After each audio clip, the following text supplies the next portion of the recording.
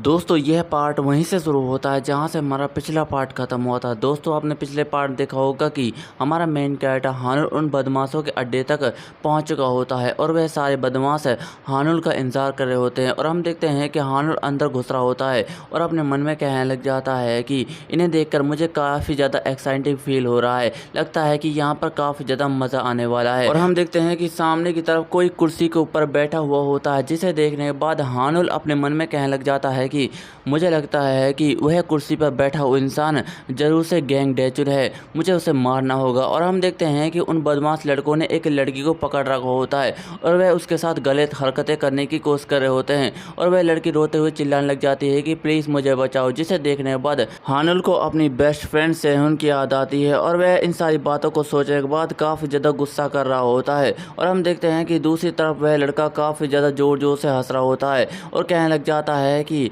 ज़रा देखो यह लड़की किसको पुकार रही है अपनी मदद के लिए, यह सच में बहुत ही ज़्यादा बेवकूफ़ है, लगता है कि इसे कुछ भी नहीं पता। कम से कम तुम्हें ऐसे लड़के को तो पुकारना चाहिए जो काफ़ी ज़्यादा ताकतवर हो, तुम सच में बहुत ही ज़्यादा बेकार हो कुतिया। और हम देखते हैं कि वह ज़ोर ज़ोर से हंस रहा होता है, लेकिन हम अचानक से देखते हैं कि हमारा मेन कैरेक्टर हानुल वहाँ पर आता है और उस लड़के को एक ज़ोरदार की लात मार देता है। और हम देखते हैं कि हानुल ने इतनी ज़्यादा ज़ोरदार लात मारी होती है कि उस लड़के के दांत वांत बाहर निकल जाते हैं और वह लड़का घूमता हुआ दूर जाकर गिरता है और वहीं पर बेहोश हो जाता है। जिसे देखने के बाद सारे के सारे बदमाश लड़के हैरान हो जाते हैं और कहने लग जाते हैं कि आखिरकार यह क्या हुआ। और हम देखते हैं कि हानुल चिल्लाते हुए कहने लग जाता है कि डेचिन जल्दी से बाहर निकलो, नहीं तो मैं तुम्हें मार डालूंगा। और हम देखते हैं कि इस बात को सुनने के बाद डेचिन का दोस्त काफ़ी ज़्यादा गुस्सा हो जाता है और कहने लग जाता है कि कमीनो तुम वहाँ पर खड़े खड़े क्या कर रहे हो, जल्दी से इस बास्टर को ख़त्म करो। और हम देखते हैं कि इस बात को सुनने के बाद सारे के सारे बंदे हानुल को मारने के लिए जा रहे होते हैं, लेकिन हम देखते हैं कि वहाँ पर बहुत सारी ईंटें पड़ी हुई होती है, जिनमें से हानुल एक ईंट उठा लेता है और अपने मन में कुछ सोचने लग जाता है। और हम देखते हैं कि उसे कौवे ही कौवे दिखाई दे रहे होते हैं और वे अपने मन में कहने लग जाते हैं कि आखिरकार मैं क्या सोच रहा हूँ और मुझे ये कौवे ही कौवे क्यों दिखाई दे रहे हैं, आखिरकार मेरे साथ क्या हो रहा है। और हम देखते हैं कि वह बंदे हमला करने ही वाले होते हैं कि हमारा मेन कैरेक्टर हानुल होश में आ जाता है और उनमें से एक बंदे को ईंट दे मारता है, जिसकी वजह से उस बंदे के मुंह से भी ब्लड आ जाता है। और इसे देखने के बाद दूसरा बंदा हमारे मेन कैरेक्टर हानुल के ऊपर जोरदार लाठी चलाता है, लेकिन हम अचानक से देखते हैं कि हानुल अपने सर को ही आगे कर देता है और उस लकड़ी को वहीं पर तोड़ डालता है। लेकिन हम देखते हैं कि उस लकड़ी की वजह से हमारे मेन कैरेक्टर हानुल का सर फूट चुका होता है, लेकिन वह अभी भी हंस ही जा रहा होता है। जिसे देखने के बाद वह लड़का थोड़ा सा हैरान हो जाता है, लेकिन हम देखते हैं कि हानुल उसे ईंट से दे मारता है और उसकी हालत भी काफ़ी ज़्यादा ख़राब कर देता है। लेकिन हम अचानक से देखते हैं कि कोई बंदा हीरो बनते हुए हमारे मेन कैरेक्टर को बोतल से मारने के लिए आ रहा होता है, लेकिन हम अचानक से देखते हैं कि हानुल अपनी ईंट की मदद से उस लड़की की बोतल को ही फोड़ देता है और अचानक से उछलते हुए उस लड़के को एक जोरदार लात दे मारता है, जिसकी वजह से वह लड़का उड़ते हुए दूसरे लड़के से जाकर टकराता है और उसकी हालत भी काफ़ी ज़्यादा ख़राब हो जाती है। जिसे देखने के बाद वह लड़का चिल्लाते हुए कहने लग जाता है कि है बास्टर, तुम्हारी हिम्मत कैसे ही मुझ पर हमला करने की। लेकिन हम अचानक से देखते हैं कि हमारा मेन कैरेक्टर वहाँ पर आ जाता है और उस लड़के के सीने में एक जोरदार लात दे मारता है और हम देखते हैं कि इस लात की वजह से वह लड़का वहीं पर बेहोश हो जाता है।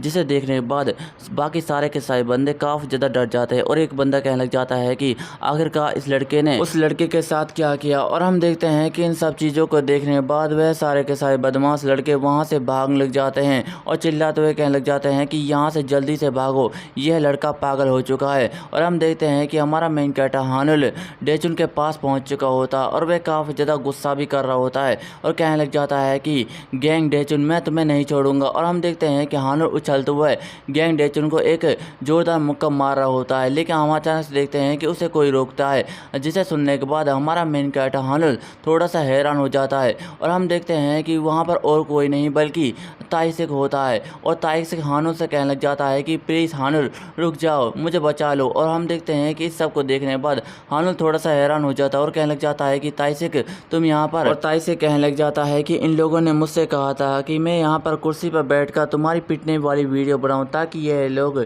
यूट्यूब पर तुम्हारी वीडियो छोड़ सके, मुझे माफ़ कर देना ताइसिक, लेकिन मैं इन लोगों की बातें मान रहा था। और हम देखते हैं कि इस बात को सुनने के बाद हानुल काफ़ी ज़्यादा गुस्सा हो जाता है और ताइसिक को एक जोरदार मुक्का मारने वाला होता है कि वह बेंच में दे मारता है। जिसे देखने के बाद ताइसिक भी हैरान हो जाता है है और हानुल चिल्लाते हुए कहने लग जाता है कि मुझे बताओ कि गैंग डेचुन कहाँ पर है। और हम देखते हैं कि इस बात को सुनने के बाद पीछे वाला बंदा खांसने लग जाता है और हानुल की नज़र उस पर पड़ जाती है। और हम देखते हैं कि हानुल वहाँ से उछलता हुआ उस लड़के के पास जाता है और उस लड़के से कहने लग जाता है कि अब जल्दी से मुझे बताओ कि गैंग डेचुन कहाँ पर है। जिसे सुनने के बाद वह लड़का कहने लग जाता है कि मुझे उसके बारे में कुछ भी नहीं पता। और हम देखते हैं कि अचानक से हानुल की नज़र एक टूटी हुई ईंट पर जाती है और वह उस टूटी हुई ईंट को उठा लेता है और उस लड़के से दोबारा से पूछने लग जाता है कि अब जल्दी से मुझे बताओ कि गैंग डेचुन कहाँ पर है। जिसे सुनने के बाद वह लड़का कहने लग जाता है कि है तुम क्या कर रहे हो, मुझे उसके बारे में कुछ भी नहीं पता। क्या तुम्हें पता नहीं है कि उसने कुछ दिनों पहले ही स्कूल को छोड़ दिया है। और हम देखते हैं कि इस बात को सुनने के बाद हानुल काफ़ी ज़्यादा गुस्सा हो जाता है और कहने लग जाता है कि अब जल्दी से बताओ कि गैंग डेचुन कहाँ पर है। और हम देखते हैं कि वह उसे ईंट मारने ही वाला होता है कि अचानक से वहाँ पर गैंग लिया जाता है और वह हानुल के हाथ में मौजूद ईंट को अपनी लात की मदद से तोड़ डालता है और हानुल से कहने लग जाता है कि अब शांत हो जाओ मेरे पंचिंग बैग। जिसे सुनने के बाद हानुल को अभी भी काफ़ी ज़्यादा गुस्सा आ रहा होता है और वह गैंगली से कहने लग जाता है कि तुम यहाँ से चले जाओ, अगर तुमने मेरे काम में टांग अड़ाने की कोशिश की तो मैं तुम्हें भी मार डालूंगा। और हम देखते हैं कि अचानक से गैंगली हमारे मेन कैरेक्टर को एक जोरदार मुक्का दे मारता है, लेकिन हम देखते हैं कि गैंगली यही नहीं रुकता, वह उछलता है और दोबारा से हमारे मेन कैरेक्टर के पेट में एक जोरदार लात दे मारता है, जिसकी वजह से हमारा मेन कैरेक्टर हानुल एक दीवार से जाकर टकराता है। और गैंगली बड़े ही गुस्से के साथ कहने लग जाता है कि अब शांत भी हो जाओ, नहीं तो मैं तुम्हें शांत करना जानता हूँ। और लेकिन हम देखते हैं कि हानुल को अभी भी काफ़ी ज़्यादा गुस्सा आ रहा होता है और वह कहने लग जाता है कि तुम्हें मेरी हालत के बारे में कुछ भी नहीं पता। जिसे सुनने के बाद गैंगली कहने लग जाता है कि ऑफ कोर्स मुझे पता है, मैं जानता हूँ कि गैंग डेचुन कौन है। जिसे सुनने के बाद हानुल हैरान हो जाता है और उठते हुए कहने लग जाता है कि अब जल्दी से बताओ कि गैंग डेचुन कहाँ पर है, अगर तुमने नहीं बताया तो मैं तुम्हें मार डालूंगा। और हम देखते हैं कि हानुल गैंगली के ऊपर एक जोरदार मुक्का चला देता है, लेकिन हम देखते हैं कि दूसरी तरफ गैंगली एक्साइटेड होते हुए हानुल के ऊपर मुक्का चला देता है। और हम देखते हैं कि उनके मुक्के टकराने ही वाले होते हैं कि अचानक से उनका मास्टर वहां पर आ जाता है और उन दोनों को अपने हाथों की मदद से रोक लेता है और उनसे कहने लग जाता है कि मुझे पता है कि गैंग डेचुन कहाँ पर है। जिसे सुनने के बाद हानुल हैरान हो जाता है और उसका मास्टर बताते हुए कहने लग जाता है कि वह इस समय कोरिया के सबसे महान मिक्सड मार्शल आर्ट टूर्नामेंट में लड़ रहा है। और हम देखते हैं कि इस बात को सुनने के बाद हानुल कहने लग जाता है कि इस बात का क्या मतलब है मास्टर कि गैंग डेचुन एक टूर्नामेंट में लड़ रहा है। लेकिन हम देखते हैं कि हानुल की हालत काफ़ी ज़्यादा ख़राब होती है और वह गिर रहा होता है और हम देखते हैं कि वह गिरने ही वाला होता है कि उसका मास्टर उसे पकड़ लेता है और हानुल बेहोशी की हालत में कहने लग जाता है कि गैंग डेचुन कहाँ पर है मास्टर, मुझे बताओ। लेकिन हम देखते हैं कि उसका मास्टर कोई भी जवाब नहीं देता और हम देखते हैं कि गैंगली कहने लग जाता है कि मुझे लगता है कि मेरा पंचिंग बैग अभी भी मरा नहीं है। जिसे सुनने के बाद उसका मास्टर कहने लग जाता है कि तुम्हें चिंता करने की कोई भी ज़रूरत नहीं है, इसे ज़्यादा चोट नहीं आई है, लेकिन यह पागल इंसान है जो यहाँ पर लड़ने के लिए अकेला आ गया। और हम देखते हैं कि शाम हो चुकी होती है। फिर उसके बाद हमें जिम का सीन दिखाया जाता है जहाँ पर वह मास्टर हानुल को लेकर आ चुका होता है और वह लीहारू से कहने लग जाता है कि लालत है इस गधे पर, यह तो अभी भी सो ही जा रहा है। जिसे सुनने के बाद लीहारू कहने लग जाती है कि क्या हानुल सचमुच ठीक है। जिसे सुनने के बाद वह मास्टर कहता है कि हॉस्पिटल वालों ने कहा है कि इसे ज़्यादा सीरियस चोट नहीं आई है, तो हमें ज़्यादा चिंता करने की कोई भी ज़रूरत नहीं है। बाय द वे, मैं जानना चाहता हूँ कि तुम इस लड़के में ज़्यादा इंटरेस्ट क्यों दिखा रही हो, ऐसा क्यों है? क्या तुम इस लड़के को पहले से ही जानती हो? और यह बात मेरे लिए काफ़ी ज़्यादा अजीब है। जब तुमने मुझसे कहा था कि तुम्हें उसके सेम स्कूल में जाना है और इसके लिए तुमने मेरी काफ़ी ज़्यादा परेशानियां खड़ी कर दी थी। और इसके अलावा मैं जहाँ तक तुम्हें जानता हूँ, तुम्हें बेवकूफ़ लड़के और जो ज़िंदगी से हार चुके हैं तुम्हें वह बिल्कुल भी पसंद नहीं है, लेकिन इसके बावजूद भी तुम इस लड़के में काफ़ी ज़्यादा इंटरेस्ट दिखा रही हो। यह लड़का तो सच में बहुत ही ज़्यादा बेवकूफ़ है और इसे लड़ना भी नहीं आता, फिर ऐसा क्यों है? जिसे सुनने के बाद लीहारू कहने लग जाती है कि मेरा ओपिनियन अभी भी यही है, मैं कमज़ोर लड़कों को बिल्कुल भी पसंद नहीं करती। लेकिन जब मैंने पहली बार हानुल को देखा तो यह सेकेंड ईयर के जूनियर हाई स्कूल में पढ़ता था और इसे मैंने ब्रिज के ऊपर से देखा था अंकल। और हम देखते हैं कि लीहारू अपनी स्टोरी बताने लग जाती है जहाँ पर वह कहती है कि उस दिन एक लड़की ने नदी में छलांग लगा दी थी।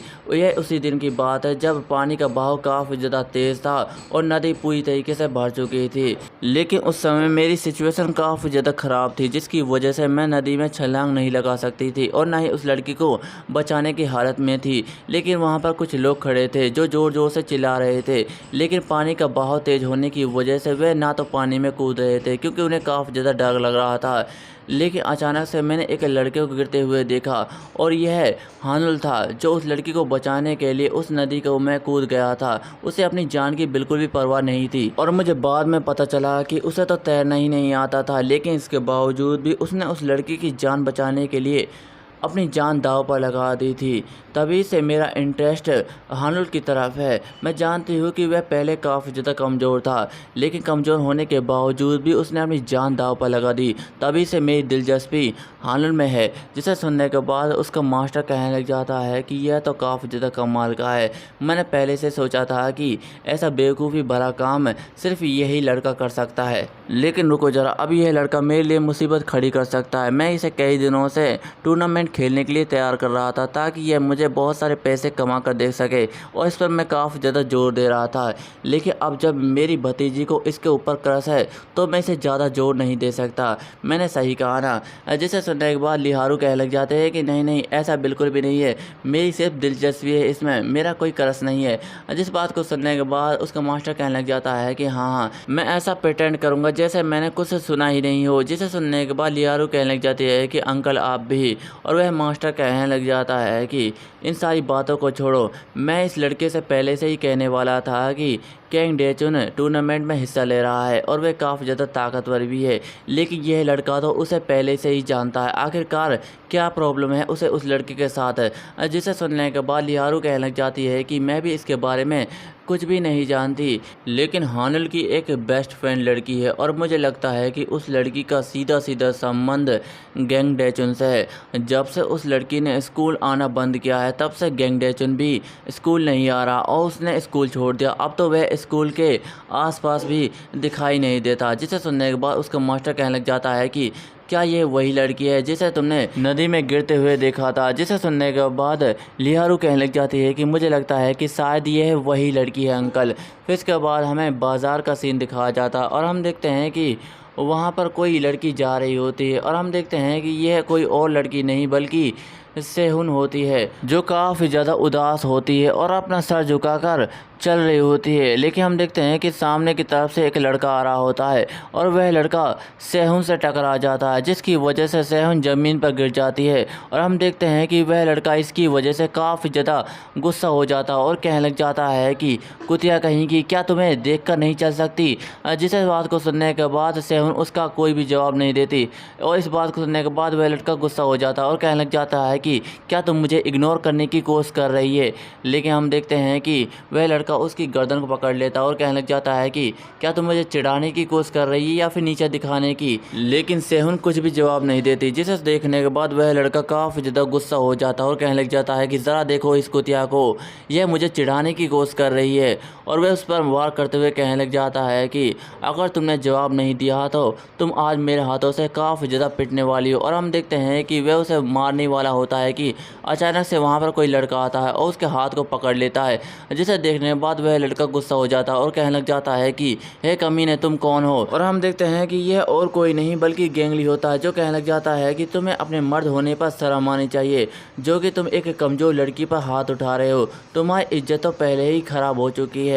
और हम देखते हैं कि इस बात को सुनने के बाद वह लड़का काफ़ी ज़्यादा गुस्सा हो जाता है और वार करते हुए कहने लग जाता है कि मदरफकर, तुम्हारी हिम्मत कैसे हुई मुझसे ऐसे बात करने की, अब तुम मरोगे। और हम देखते हैं कि वह गेंगली के ऊपर एक जोरदार मुक्का चला देता है, लेकिन हम देखते हैं कि गेंगली उसके वार से आसानी के साथ बच जाता है। और हम देखते हैं कि वह अपनी लात की मदद से उसकी टांगों पर काफ़ी ज़्यादा जोरदार वार करता है, जिसकी वजह से वह लड़का उछलता हुआ दूर जाकर गिर जाता है और उसकी हालत काफ़ी ज़्यादा ख़राब हो जाती है। और हम देखते हैं कि उसके बंदे वहाँ पर आते हैं और कहने लग जाते हैं कि बॉस जल्दी से खड़े हो जाओ। और हम देखते हैं कि वे उसे उठाकर वहाँ से ले जाने लग जाते हैं और गेंगली से कहते हैं कि तुम हमारा इंतज़ार करना, हम तुम्हें देख लेंगे। लेकिन हम देखते हैं कि गेंगली उसकी बातों का कोई जवाब नहीं देता और सेहुन से कहने लग जाता है कि क्या तुम ठीक हो? तुम्हें मुझे धन्यवाद कहने की कोई भी ज़रूरत नहीं है। लेकिन हम देखते हैं कि सेहुन उसकी बातों का कोई भी जवाब नहीं देती, जिसे देखने के बाद गेंगली थोड़ा सा हैरान हो जाता है और सेहुन को सहारा देते हुए कहने लग जाता है कि मुझे लगता है कि तुम ज़्यादा बातें नहीं करती हो,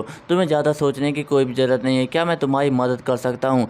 लेकिन हम देखते हैं कि अचानक से सेहुन गेंगली का हाथ झटक देती है और उससे कहने लग जाती है कि भाड़ में जाओ। और हम देखते हैं कि सेहुन वहाँ से उठकर चली जाती है। लेकिन हम देखते हैं कि गेंगली तो सेहुन को देखने के बाद लट्टू हो चुका होता है और उसके होश उड़ चुके होते हैं। फिर इसके बाद हमें जिम का सीन दिखाया जाता है और वहाँ पर हमारा मेन कैरेक्टर हानुल अकेला बैठा हुआ होता है और उसके सर में काफ़ी ज़्यादा दर्द हो रहा होता है और वह कहने लग जाता है कि मैंने अपने चश्मे कब पहने मुझे बिल्कुल भी याद नहीं है। और वह सोचने लग जाता है कि जब मैंने अपने चश्मे उतारे थे तो मुझे लगने लगा था कि मैं एक सपने के अंदर जाग चुका हूँ, मेरी ताकत एक अलग ही लेवल पे थी। मुझे लगने लगा था कि मेरे अंदर इतनी ज़्यादा ताकत आ चुकी है कि मैं दुनिया में किसी भी इंसान को हरा सकता हूँ। मेरा कॉन्फिडेंस एक अलग ही लेवल पर था, वह काफ़ी ज़्यादा कमाल की फीलिंग थी।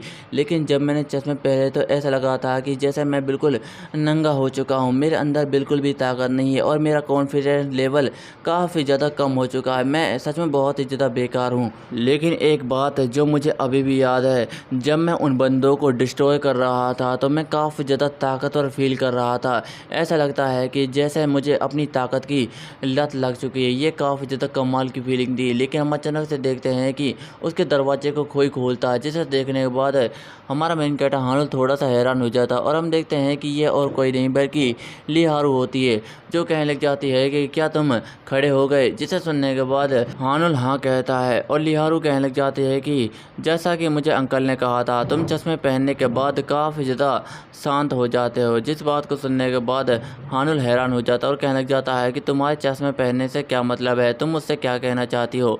जिस बात को सुनने के बाद लिहारू कहने लग जाती है कि नहीं नहीं, मैं कुछ नहीं कहना चाहती थी, मैं बस ये कहना चाहती थी कि तुम चश्मे पहनने के बाद काफ़ी ज़्यादा अलग दिखते हो और तुम्हारा व्यवहार पूरी तरीके से बदल जाता है, तुम बिल्कुल शांत बन जाते हो। और लिहारू कहने लग जाती है कि खैर इन सारी बातों को छोड़ो, पहली मंजिल पर तुम्हारा सब इंतज़ार कर रहे हैं, जल्दी से वहाँ पर पहुँच जाओ। जिसे सुनने के बाद हानुल कहने लग जाता है कि हाँ ठीक है, मैं अभी आ रहा हूँ। फिर उसके बाद हमें नीचे की साइड का सीन दिखाया जाता है और हम देखते हैं कि वह मास्टर उन्हें कुछ सिखा रहा होता है और कहने लग जाता है कि मैं तुम्हें आज एक्सप्लेन करूंगा कि टूर्नामेंट में क्या क्या होता है। और वह बताने लग जाता है कि कोरिया का सबसे महान टूर्नामेंट जो कि इसी महीने होने वाला है और इसे जीटी भी कहते हैं, इसमें बहुत सारे लड़के हैं जो कि टीनेजर होते हैं और वे काफ़ी ज़्यादा ताकतवर होते हैं। इस बार तो टूर्नामेंट में बहुत सारे लड़कों ने हिस्सा लिया है।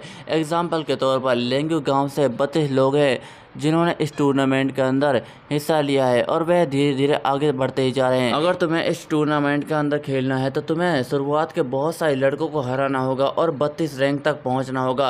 अगर तुम 32 रैंक तक पहुंच जाते हो तो तुम्हें इस टूर्नामेंट के अंदर ज्वाइन कर लिया जाएगा और तुम आगे बढ़ सकते हो। और सबसे बड़ी बात, इस टूर्नामेंट में गैंग डेचुन भी हिस्सा ले रहा है। जिस बात को सुनने के बाद हानुल हैरान हो जाता है और वह मास्टर बताने लग जाता है कि मुझे पता है कि गैंग डेचुन इसमें हिस्सा ले रहा है, लेकिन अभी वह कहाँ है मुझे उसके बारे में कुछ भी नहीं पता। वह काफ़ी ज़्यादा ताकतवर है, वह इस बार का सबसे टफ अपोनेंट है जिसे तुम्हें हराना है और वह काफ़ी ज़्यादा बंदों को डाउन कर चुका है और जीत चुका है। वह ऑलरेडी 3 राउंड जीत चुका है और 3 बार चैंपियन रह चुका है, जिसकी वजह से उसे हराना काफ़ी ज़्यादा मुश्किल है और उस तक पहुँचना भी काफ़ी ज़्यादा मुश्किल है। अगर तुम्हें उस तक पहुँचना है तो तुम्हें भी 3 बार राउंड जीतना होगा, तभी जाकर तुम्हारी मुलाकात गैंग डेचुन से हो सकती है। और हम देखते हैं कि इस बात को सुनने के बाद हानुल काफ़ी ज़्यादा एक्साइटेड हो जाता है और कहने लग जाता है कि मुझे भी इस टूर्नामेंट के अंदर हिस्सा लेना है। जिसे सुनने के बाद उसका मास्टर कहने लग जाता है कि मैंने तुम्हारा पहला नाम उस टूर्नामेंट के अंदर दे दिया है, तुम्हें ज़्यादा चिंता करने की कोई भी ज़रूरत नहीं है। तुम बस याद रखना जो भी तुम उसमें पैसे जीतो उसका 80% तुम मुझे ही देना। जिसे सुनने के बाद लिहारू काफ़ी ज़्यादा गुस्सा हो जाती है और कहने लग जाती है कि अंकल आपका 80% पैसे से क्या मतलब है। जिसे सुनने के बाद उसका अंकल कहने लग जाता है कि देखो मैंने ऐसा कुछ भी नहीं किया और ना ही मैंने हानुल के ऊपर कोई दबाव डाला है, बल्कि वही चाहता है कि वह मुझे जीते हुए पैसे दे। जिसे सुनने के बाद लिहारू कहने लग जाती है कि अंकल आप कभी भी नहीं सुधरेंगे। और हम देखते हैं कि वह मास्टर गेंगली से कहने लग जाता है कि गेंगली तुम वहाँ पर काफ़ी ज़्यादा शांत बैठे हुए हो, क्या तुम्हारे दिमाग में कोई क्वेश्चन है जो तुम मुझसे टूर्नामेंट के रिलेटेड कुछ पूछना चाहते हो, क्योंकि यह तुम्हारा पहला फर्स्ट टाइम है। जिसे सुनने के बाद गेंगली उसकी बातों का बिल्कुल भी जवाब नहीं देता, बल्कि वह तो सेहुन के ख्यालों में खोया हुआ होता है और अपने मन में कहने लग जाता है कि उस लड़की ने यूनिफॉर्म बिल्कुल भी पहनी नहीं हुई थी, क्या वह कोई कॉलेज स्टूडेंट है और उसने मुझे धक्का क्यों मारा, क्या वह मुझे पसंद नहीं करती या फिर पसंद करती है, इसका क्या मतलब हो सकता है। और हम देखते हैं कि वह मास्टर चिल्लाते हुए कहने लग जाता है कि है तुम्हारे मन में कोई क्वेश्चन है जो तुम मुझसे पूछना चाहते हो। जिसे सुनने के बाद गेंगली हैरान हो जाता है और कहने लग जाता है कि कोई लड़की एक लड़के के अंदर क्या पसंद करती है। जिस बात को सुनने के बाद तो सारे के सारे हैरान हो जाते हैं और वह मास्टर मुंह बनाते हुए कहने लग जाता है कि तुम मुझसे क्या कहना चाहते हो। जिसे सुनने के बाद गेंगली कहने लग जाता है कि ये मैं नहीं पूछना चाहता था, बल्कि मेरा एक दोस्त है वह पूछना चाहता था। जिसे सुनने के बाद वह मास्टर कहने लग जाता है कि तुमने तो कहा था कि तुम्हारा कोई दोस्त नहीं है। जिसे सुनने के बाद गेंगली कहता है कि हाँ मेरा दोस्त है, और उसका मास्टर कहने लग जाता है कि इसका मतलब है कि तुम किसी लड़की को पसंद करते हो। जिसे सुनने के बाद गेंगली कहता है कि मैंने कहा ना ये सिर्फ मेरे दोस्त के लिए है और कुछ नहीं। और दोस्तों इसी के साथ ही हमारा यह चैप्टर भी एंड हो जाता है। दोस्तों आपको यह मानवा कैसा लग रहा है कमेंट में ज़रूर बताएं। आपको वीडियो पसंद आ रही हो तो वीडियो को लाइक एंड चैनल नए हो चैनल सब्सक्राइब कर लीजिए। मिलता अगली वीडियो में, धन्यवाद।